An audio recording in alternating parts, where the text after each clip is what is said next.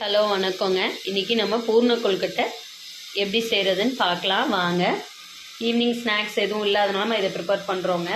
அதுக்கு ஃபஸ்ட்டு தேவையான பொருள் ரெண்டு கிளாஸ் அளவு பச்சரிசி மாவுங்க. அதுக்கடுத்து வெல்லத்தை நறுக்கி எடுத்து வச்சுருக்கோங்க.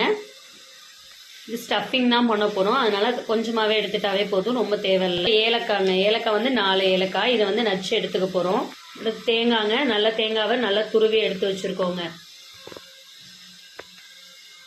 மாவு பிணைகிற அளவுக்கு நல்லா தண்ணியை இந்த மாதிரி கொதிக்க வச்சுக்கணுங்க. கொதி வந்தால் தான் நல்லா இருக்கும். அந்த மாவு வந்து நம்ம பச்சரிசி டேரெக்டாக ஆட் பண்ணுறோம்ல, அதனால கொஞ்சம் வந்து நல்லா சுடு தண்ணி நல்லா கொதிக்கணுங்க. கொதிச்சாதான் அந்த மாவு வந்து நல்லா பிணைகிறதுக்கு நல்லா வருங்க. இப்போ நம்ம கொதி தண்ணி கூட அந்த கொதி தண்ணி கொதிச்சு வச்சுருந்தோம் இல்லைங்களா, அதை மாவில் ஆட் பண்ண போகிறோங்க.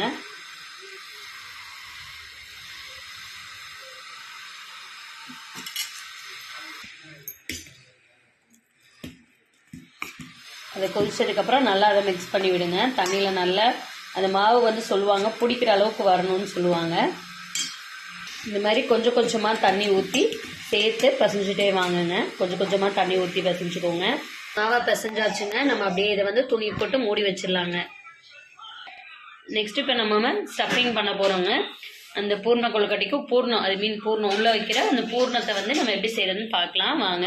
அதுக்கு ஃபஸ்ட்டு ஒரு கடாயை ஆன் பண்ணி அடுப்பை ஆன் பண்ணிவிட்டு கடாயை வச்சிடலாங்க. கடாயை வச்சுட்டு இப்போ நம்ம ஆயில் கிடையாதுங்க, நெய். இப்போ நம்ம நெய் சேர்த்துக்கலாங்க. கடாய் நல்லா சூடாயிருச்சு.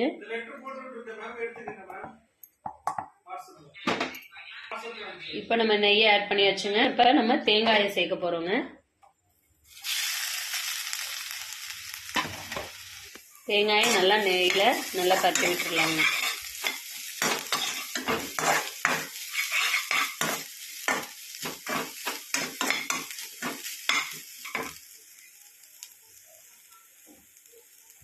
தேங்காய் நல்லா நெய்யில் ரொம்ப வறுக்கணும் இல்லைங்க, சும்மா அந்த ஒரு ஈரப்பதம்னு சொல்லுவாங்களே அது போகிற வரைக்கும் நீங்கள் வதக்குனா போதுங்க. அவ்வளோதான், ஆல்ரெடி ஈரப்பதம் எல்லாம் போயிடுச்சு பாருங்க. எல்லாமே நல்லா உதிரியாக தனித்தனியாக இருக்குது. இப்போ நம்ம இந்த ஸ்டேஜில் வெல்லத்தை ஆட் பண்ணிக்கலாம். அடுப்பை ஆஃப் பண்ணிடலாங்க. வெல்லத்தை ஆட் பண்ணிக்கலாம். இல்லாட்டி நம்ம சூட்லேயே பண்ணோம் அப்படின்னா வெல்லம் வந்து அப்படியே மெல்ட் ஆகிடும். அதுக்காக நம்ம நறுக்கி வச்சுருக்க வெல்லத்தை வந்து இதை ஆஃப் பண்ணிட்டு சேர்த்துக்கலாங்க. இப்போ நம்ம தேங்காய் கூட ஏலக்காய் பொடி கூட ஆட் பண்ணிக்கோங்க. நான் ஏலக்காய் தான் ஆட் பண்ணியிருக்கேன். அப்படியே நச்சுட்டு அதை சேர்த்தாச்சுங்க. அடுத்து வந்து நம்ம வெல்லத்தை ஆட் பண்ணி வச்சுக்கலாங்க. வெல்லமாக ஆட் பண்ணியாச்சுங்க. அதை நல்லா மிக்ஸ் பண்ணி வச்சுக்கலாங்க. இதாங்க ஸ்டஃபிங்க்கு, வேறு எதுவும் இல்லை. அவ்வளோதான், ரொம்ப ஈஸியாக குயிக்காக பண்ணலாங்க.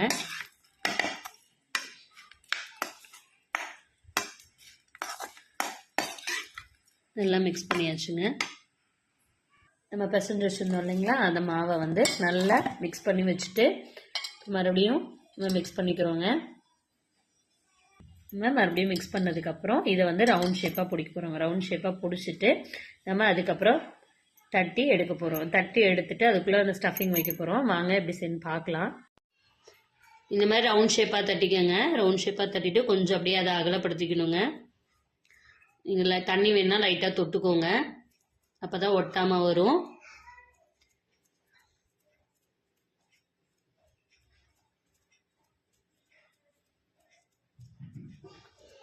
இது அப்படியே சைஸாக மாற்றிக்கோங்க. பூர்ணத்துக்கு ஏற்ற மாதிரி உள்ளே வைக்கிற மாதிரி நல்லா சைஸாக அகலப்படுத்திக்கோங்க.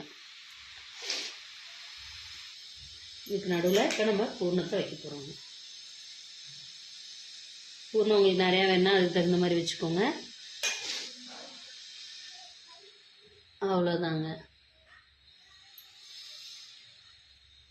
அவ்வளோதாங்க.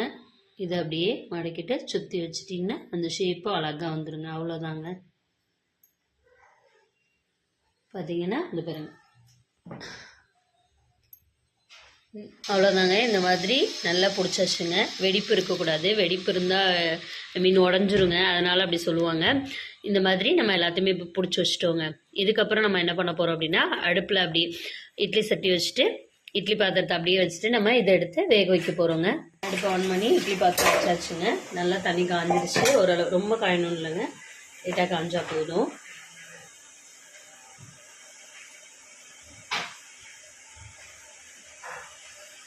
இந்த மாதிரிங்க வச்சாச்சு. அடுத்த பிளேட்டே எடுத்து வச்சிடலாம். அவ்வளோதாங்க. நல்லா அடுப்பு ஆன் பண்ணிவிட்டு நம்ம பண்ணிட வேண்டியதான். மூடி வச்சிடலாங்க. மூடி வச்சு கரெக்டாக ஒரு 10 நிமிஷங்க. 10 நிமிஷம் இது பண்ணால் போதும். அந்த ஆவி வந்தோடனே நம்ம எடுத்துடலாம். ஆவி வரும்போது உங்களுக்கு காட்டுறேன்.